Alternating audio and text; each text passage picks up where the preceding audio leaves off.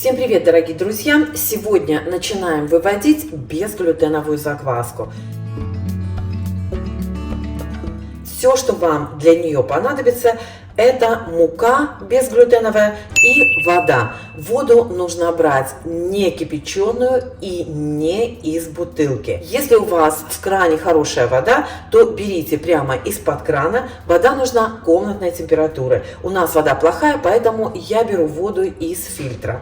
Кроме этого, нужна безглютеновая мука, любая. Можете взять рисовую, можете взять гречневую, картофельную, кукурузную, любую муку. Можно взять смесь, такую, как у меня. У нас продается вот такая мука, называется простая белая безглютеновая. И сюда входит рис, картошка, тапиока, кукуруза и гречка. Тапиока это... Тапиока, по-моему, делается из корня какого-то растения, растущего в Бразилии, еще где-то, точно не знаю. Ну, в общем, любая безглютеновая мука. Если берете кукурузную, она должна быть мелкая, а не вот такая. Знаете, иногда бывает кукурузная мука очень крупная. Понадобится, понятно, посуда, которую я сейчас ошпарю кипятком на всякий случай, потому что чем меньше бактерий у вас попадает, тем большее количество дрожжей у вас вырастет. Я взяла вот такой мерный стаканчик, 1/4 чашки, 60 миллилитров. Но можете взять любой мерный стаканчик, например, рюмочку такую, знаете, ну и чем будете мешать. Сейчас я ошпарю баночку и вернусь. Итак, все, что вам нужно сделать, это добавить муку и воду в равных количествах. Обратите внимание, что именно для этой закваски я беру продукты в объеме, а не в граммах. Вот так вот возьму мерный стаканчик и столько же воды. Осталось хорошенечко размешать так, чтобы не было сухих комочков. Со стеночек тоже все снимаем аккуратненько. Накрываем посуду крышкой и оставляем в теплом месте. Оптимальная температура для выведения закваски, любой закваски, 22-24 градуса. Если у вас в кухне, в комнате холоднее, чем эта температура, то поставьте закваску, баночку вашу поближе к батарее. Я всегда ставлю банку в духовку, потому что там поддерживается более или менее постоянная температура, поскольку у меня дверь туда-сюда постоянно открывается. На кухне у меня холоднее, чем 22 градуса, поэтому духовку я слегка подогрею, просто включу на 100 градусов буквально на 5 минут, потом духовку выключу и поставлю туда банку на 24 часа. Через сутки возвращаемся. Сегодня у нас первый день выведения безглютеновой закваски. Второй день выведения безглютеновой закваски. Никакой активности я здесь не вижу. Вода поднялась наверх. Такое тоже случается. Ничего страшного. Сейчас хорошенечко размешаю воду и муку и будем подкармливать опять. Примерно до 5-го дня мы с вами, друзья, будем делать одно и то же. Будем убирать часть закваски и подкармливать мукой и водой.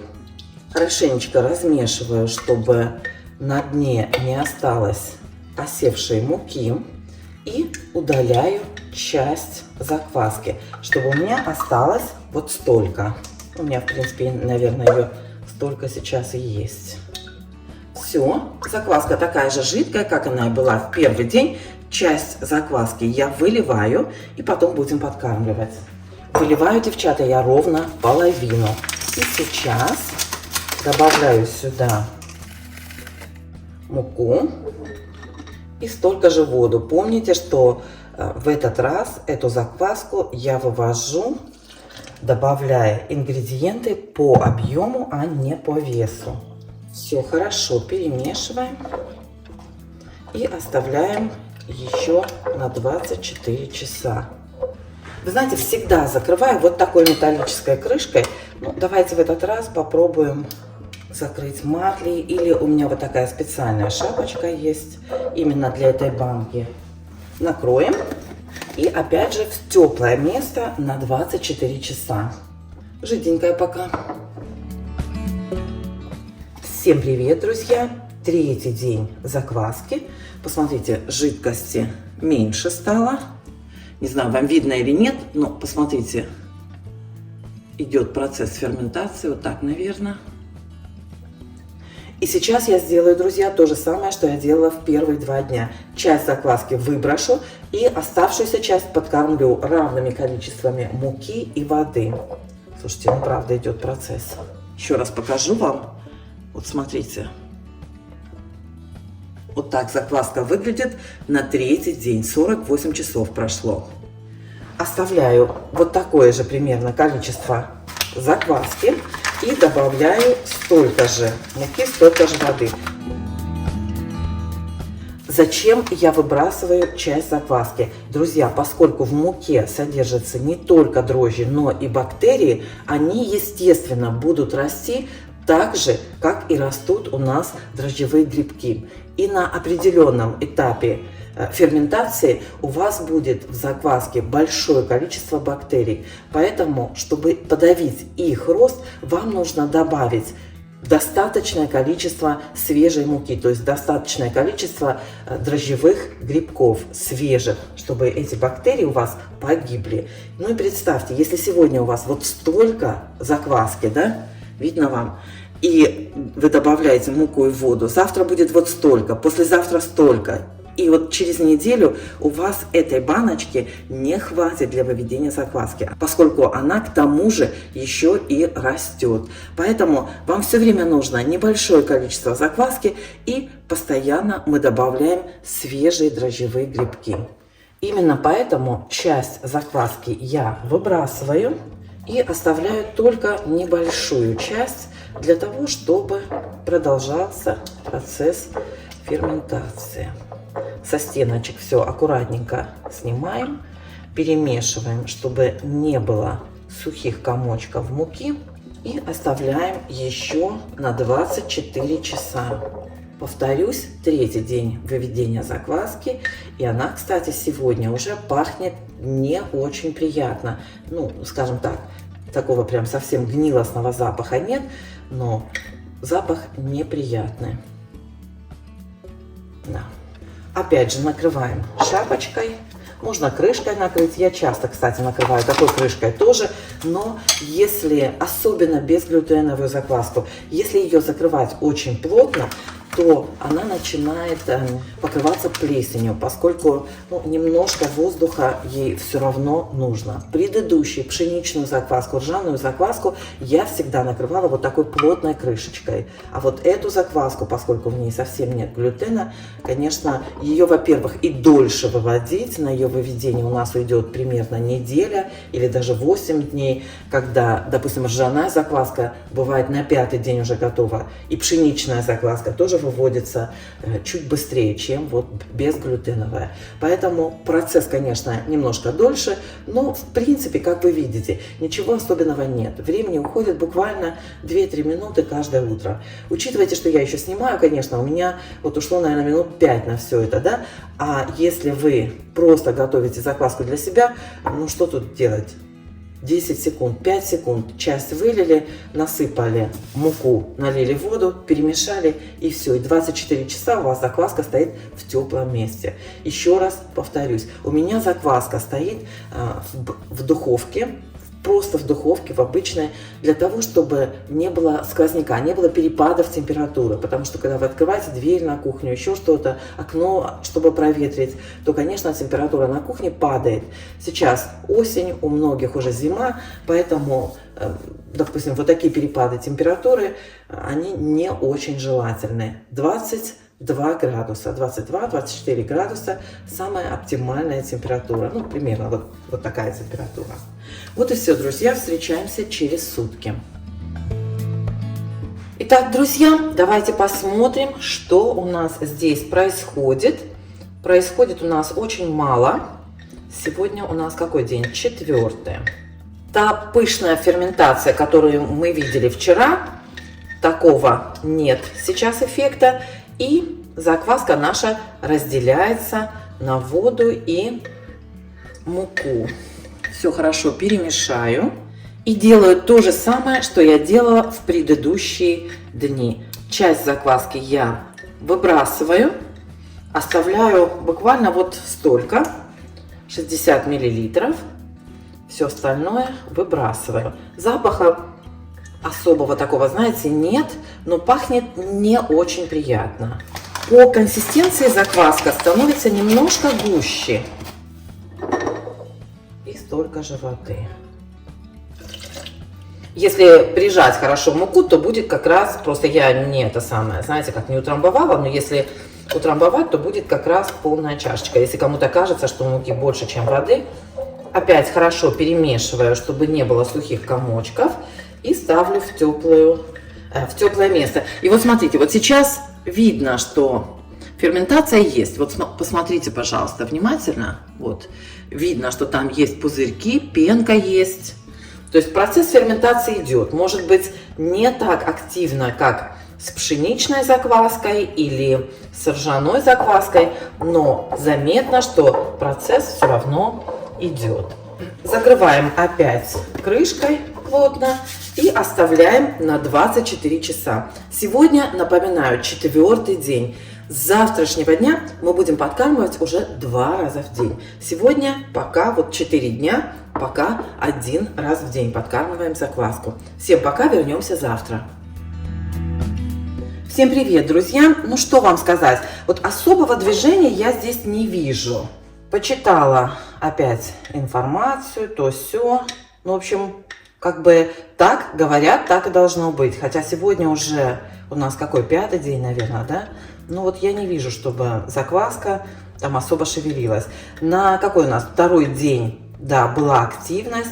И сейчас есть пузыри тоже, но она не похожа на закваску. От слова совсем.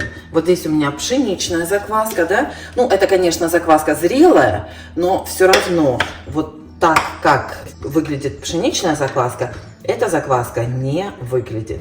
Ну, давайте скажем так, что я почитала, естественно, много информации, да, вы это понимаете, что я не с бухты-барахты взялась за безглютеновую закваску. И, в принципе, пишут многие, и вот та женщина, по чьему рецепту я делаю, что эта закваска выводится намного дольше, чем пшеничная, да. Плюс, особенно если вы делаете из гречневой муки, то даже больше времени занимает почему-то. Как я уже сказала, сегодня 5-й день, и с сегодняшнего дня мы закваску будем подкармливать 2 раза в день. Точно так же, как и делали раньше. То есть часть закваски я выливаю, оставляю примерно вот столько, да, и подкармливаю так же, как и раньше. Вот так, чтобы вас не смущать, прям буду хорошо разглаживать. И столько же фильтрованной воды. Не кипяченой, повторяю, воды, и не из бутылки. Ну, если только у вас прям вот хорошая вода в бутылках, так она тоже обрабатывается по-всякому. Поэтому вот перемешиваю и оставляю в теплое место. Ну, знаете как, вот сейчас видно, что, посмотрите, сейчас я попробую вам показать. Вот даже еще не перемешанное, но видно, что там есть какие-то движения. Но закваска, конечно, не поднимается так, как должна подниматься закваска, вот, допустим, из пшеничной, из ржаной муки, да? То есть, когда пшеничную закваску вы подкармливаете, то она начинает увеличиваться в объеме, прям пузырится, поднимается такая. Знаете, видно, что там прям идет вот движуха. Так, все. Вот я вам уже говорила, по-моему, да, друзья, что я всегда накрываю крышкой. Вот такой. Вот в этот раз решила марлей, да, или тряпочной крышкой. Давайте попробуем просто закрыть вот так крышкой, посмотреть, имеет ли это какое-то значение. Вот, в общем, закрываю плотно крышкой и оставляю на 12 часов. Вечером подкормим точно так же. Часть удалим закваски и другую часть подкормим так же, вот как и сейчас. Все, до связи. Итак, друзья, Все еще день 5. Я прошу прощения за побочные шумы, но у нас предупреждение красного уровня. Вполне возможно, что не будет света, поэтому стирка, уборка, все такое. Набираем воду на всякий случай. Вот. 5-й день. Сегодня, завтра, послезавтра мы будем подкармливать закваску 2 раза в сутки. Утром и вечером. Точно так же, как делали первые дни. Половину выливаем и подкармливаем вот такой мерным стаканчиком. Не вижу я, друзья, особой активности, и, если честно сказать, начала немножко переживать. Но почитала отзывы под этим рецептом, и у многих точно так же. Девушка, которая выложила этот рецепт, печет хлеб на закваске много лет, у нее 8 детей, она постоянно печет на закваске, поэтому я думаю, что она знает, о чем она говорит, и она сказала, что вполне возможно, что появится активность примерно на 6-7 день, то есть завтра, послезавтра. Поэтому я пока не сдаюсь, посмотрим, что будет завтра. Итак, половину закваски выливаю, оставляю примерно вот столько. Очень удобно, девочки, делать в 2 баночках. То есть вот хорошо размешала, отлила столько в баночку, в другую, в чистую, подкормила, и до завтра можно оставить. Эту банку помыть и воспользоваться ею там в следующий раз, и у вас будет как бы 2 баночки менять друг друга. Так, муку. Киска моя. Ой, киска моя в коробку залезла. Я, знаете, чайник набрала воды полной и думаю, а что с ними я буду делать, когда электричества, если не будет, то в принципе чайник хоть набирай, хоть не набирай. Хорошенечко опять размешиваем и оставляем до утра. Она сказала, что если вы выводите закваску на гречневой муке, то она выводится дольше. Интересно, вроде как гречневая мука. Мне всегда казалось, что было бы проще вывести на гречневой муке, чем, допустим, на рисовой. Поверю ей на слово. Итак, все. Очень жидкая она, не знаю, почему-то у многих она густая, у меня вот такая вот жидкая. Может быть, понятно, что мука, конечно, не фонтан, то есть у всех разная мука, но ждем до завтра. Так, в теплое место, до завтра. Всем привет, друзья! Для тех, кто начал немножко нервничать, включая меня саму, вот сегодня уже есть движение, уже есть ферментация, пеночка появилась. В общем, вот посмотрите. Сейчас, вот так, посмотрите. Движение началось. Закваска, видимо, ночью поднялась. И сейчас у меня утро, 6-й день. И уже она даже опала за ночь.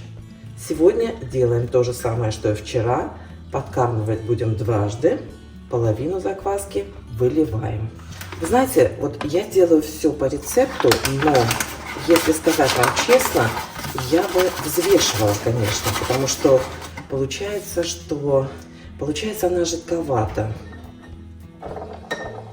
Ну, такой рецепт, поэтому продолжаем. Хорошенечко все перемешиваем. Самое главное, чтобы не было комочков, сухих остатков.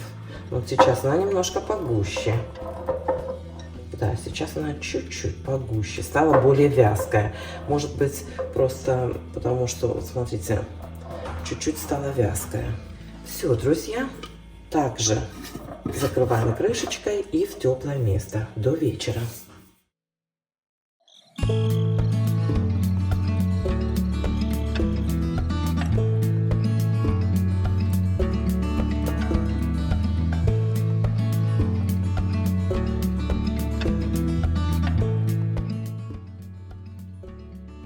Ну что, друзья, видите, да, что буквально только сейчас появилась вот такая вот хорошая активность. Закваска пузырится, ой, поднимается. Ну, жидковатая, конечно, она. но так обычно, наверное, и бывает. Хорошо перемешиваю, чтобы она была однородной. Половину выливаю. Сегодня у нас что? 6-й день. Половину выливаю и будем опять подкармливать. Я закваску, девчата, выливаю, но можно уже вот на этой закваске что-то приготовить. Хлеб она, конечно, не поднимет, она еще недостаточно сильная, но я думаю, что что-то типа, вы знаете, как блинчиков или что-то такое она поднимет. У меня руки кремом намазаны. Чтобы все были уверены, что я кладу столько, сколько нужно, ни больше, ни меньше.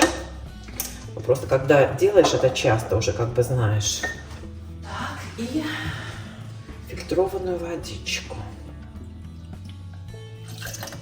Вы знаете, друзья, очень часто попадаются такие комментарии. Мне вот чуть не удержалась. Обычно я не обсуждаю комментарии, но чё-то я не это самое, не могу удержаться. Попадаются такие комментарии, знаете, и особенно под хлебом, под рецептами хлеба. Ой, столько мороки, никакого хлеба не захочешь, того не захочешь. С этой закваской тоже столько возни, ничего не захочешь. Девочки, никто же не заставляет. Кто печет хлеб на закваске, отлично знает, почему он печет хлеб на закваске, а не на дрожжах, и не покупает хлеб в магазине. Тот, кто делает закваску, прекрасно понимает, почему мы сейчас вот мудохаемся 7 дней для того, чтобы вывести закваску. Если для вас или для кого-то это заморочено, не нужно, неинтересно, вообще зачем вы смотрите такие видео? Зачем вы тут просто теряете свое время? Что-то черненькое в муке попалось. Так, все, отлично, перемешала и ждем до завтра. Вот, все, я отмечаю уровень, просто для себя, чтобы посмотреть, насколько закваска активна. Отмечаю уровень. Она у меня сегодня, вот утром я подкормила, она у меня отлично поднялась и даже опала, представляете? То есть она поднялась, и ее можно было еще раз подкормить, для того, чтобы она как бы росла хорошо. Сегодня 6-й день, до завтра. Завтра 7-й день, 7-й, 8-й день. В принципе, последний. Завтра, послезавтра закваска наша должна быть готова для выпечки хлеба. Посмотрим. Всем пока!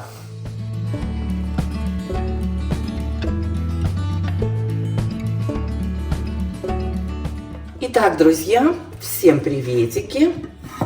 И у нас сегодня 7-й день. Ровно неделя прошла. Закваска у меня, смотрите, какая она. Вот, немножечко.